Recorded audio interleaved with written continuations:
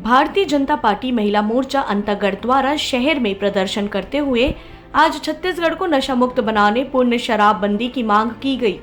भाजपा महिला मोर्चा ने कहा कि प्रदेश के मुख्यमंत्री भूपेश बघेल द्वारा अपने कांग्रेस पार्टी के चुनावी घोषणा पत्र में शामिल छत्तीसगढ़ में शराबबंदी करने की बात को अमल में लाया जाए और कहा कि छत्तीसगढ़ को नशा मुक्त बनाने सरकार विफल है। छत्तीसगढ़ में शराब बंद होनी ही चाहिए।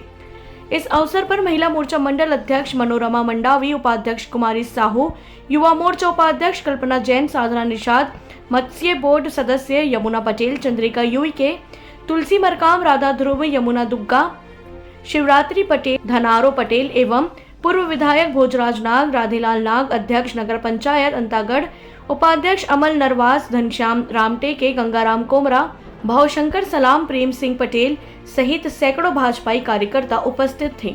बखानजोर से बिप्लब कुंडू की रिपोर्ट।